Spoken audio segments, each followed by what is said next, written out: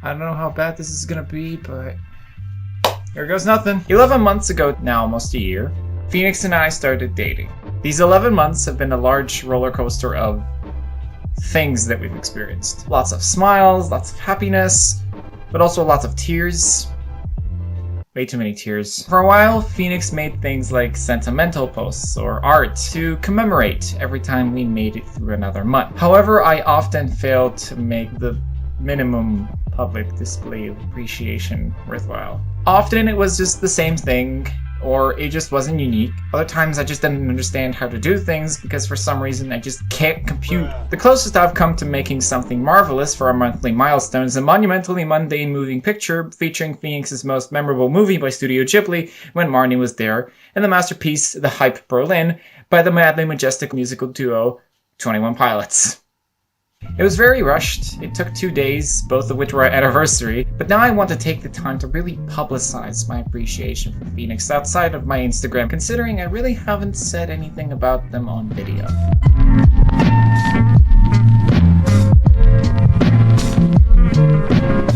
Phoenix and I met in 2017, then reconnected in 2018, both of them via Instagram. Back then, we had just been getting over our breakups and happened to be there at the right place at the right time. We bonded over our interests, we held on to each other, we talked a lot on Instagram and Discord, and then after a very difficult period where Phoenix had a crush on me and it took me forever to realize I had feelings for them, we started dating on March 12th or 13th, depending on who you ask. Why 2 dates?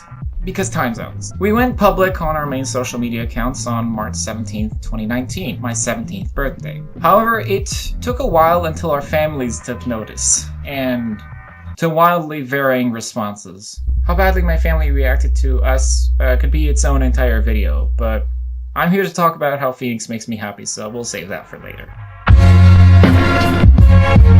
For the past year, we've been struggling through lots of bottlenecks, be it therapy, my unapproving family, or interpersonal issues, among others, and through all of them, we held each other's hands. We came to one another for comfort and safety as well as guidance. We've been open, vulnerable, and honest with each other about our secrets and desires. I have my faith in them because I know they don't need to hide anything from me.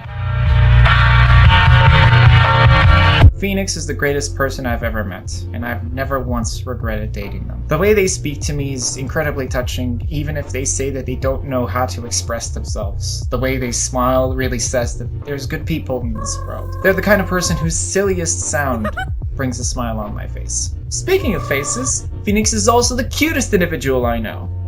I mean, come on! You can't look at this photo and not tell me that they remind you of candy, because in the end, that's what their face looks like.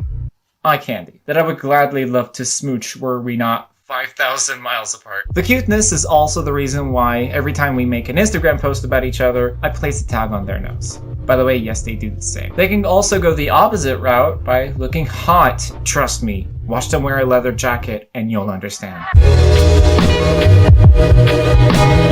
They keep their expectations realistic, and they're very aware of what is going on in their life. They can't be bullshitted. If you try to bullshit Phoenix, they're gonna have to let you bullshit them. They can understand if you're a good person just by looking at you. They don't necessarily have to know you, but they get vibes. For real though, don't mess with them. What is it that you wish for? What is it that you want? Phoenix is skilled at what they do. They're an artist, editor, and photographer, as well as part of a band we're in on the internet. And they really know what they're doing. I'm serious. Hi, I'm Editing Arbor, and while editing this, I came across some more evidence to Phoenix's magic. Can I describe it as magic? Let's just say they were making a vent art video, and what happened was Vegas Pro crashed, and they got a very large pink blot across this side of the screen. It looks... I've never had that kind of glitch before. I've never had that kind of crash before. But that kind of crash only looks beautiful because it's such a vibrant pink. It's covering it. It's such a artsy way. So my point here is even when their software crashes, they still find a way to be beautiful. Yeah, thank you for coming to my TED Talk. This has been Editing Arbor. Please enjoy the rest of the video. They're detail-oriented, and those details often go over my head, which really puts into perspective how much thought I put into my videos. Yeah, that's a good build-up. Now let's absolutely f*** up the drop because I don't even know why. You do not want to lose the trust of a person like Phoenix. They have a lot of warmth to give and only want the best for someone. They're better than most people I know at understanding someone's feelings. Phoenix has a great taste in music. They often look for songs that say something meaningful, and they don't just accept any artist. My mind immediately goes to one of our stan bands, Waterparks, and their song, Watch What Happens Next. It's one of, if not the best songs on the album Fandom, about how the band wants fame, and fame is pushing down their art to be more marketable and less outspoken. You don't love me the same, it's such a fucking shame. I don't deserve as much as all your pop face. You wanna hear my art, but only on your terms.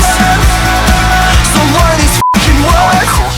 That brings me to my next point. Nice things. When it comes to wanting things, the last person you want to be is me. I do not know what I'm doing or what I want most of the time. I know for sure I want to spend the rest of my life with them and have a family with 3 kids and 3 cats, but I don't know that much about what the future will bring for me. Phoenix, they know what they want. Where they'll study, what their needs are gonna be, what they're gonna buy and shit, and what our kids and cats' names are gonna be, etc. That ties back to my point about knowing what they're doing with their art. They have an idea what the final piece should look like. Well, we only serve paying customers, so you'll have to order more than water. If you're broke, go somewhere else. They don't judge based on culture, race, sexuality, or gender. They like to share the differences between people of different upbringings. The very fact that we're in a long-distance relationship has the implied clause of dealing with one another's foreign culture. Me with the United States culture and them with Kosovo's. However, let's just say they don't like Kosovo's culture. For good reasons that I actually agree with. Phoenix is a person you can learn from. A good rule of thumb, for anyone in my opinion, is the fact that everyone knows something you don't. Phoenix drives that point into the ground and made me realize how truly egotistical I can be and how I should listen more to what people have to say sometimes. I've learned a lot from Phoenix and I don't know where I would be without them. Phoenix is keen on doing the best and right thing regardless of the consequences. Most of the world will look for their own benefits, but not all people risk themselves to make things right. I know for a fact that Phoenix does risk themselves to achieve the ideal right. I know that they encourage me to do what's morally right even when others disagree. When I thought about what kind of person I'd like to have as an ideal mate, I never really had any expectations. I know that Phoenix really surpassed my expectations, whatever they were. But I also learned another thing. My expectations for a partner are for them to be someone like Phoenix. Thoughtful, caring, surprising, skilled, beautiful, silly, open-minded, and endlessly many more adjectives that I could use to describe them. If the very unlikely case of us breaking up ever actually happened, my expectations for a partner would actually be shaped by Phoenix. You're an incredible human being, Fiend. You're a galaxy beyond galaxies. My life with you has been an absolute blessing, and I've never been happier to love you, even through our personal challenges. I know that I've made you upset a lot of the time, and I'm sorry that I didn't live up to your expectations whenever our anniversary came up. And I didn't do anything to celebrate it. But I want to be a better boyfriend, a better person for you and myself. I want to walk down this star-paved road with you, holding your hand with fire in my eyes as I look at yours. And I see fire in them too. I can't wait until we beat this distance, and I can squish my face into yours as soon as I meet you at the airport. But I'm glad to love you even 5,000 miles away. I consider myself lucky to know you, Cuttlefish. And so should anyone who meets you. I hope the future is bright for us, and I promise you, I'll keep loving you forever, as long as I live. Happy 11 months of us being together, Cuttlefish. I love you. Happy birthday to you. Happy birthday to you.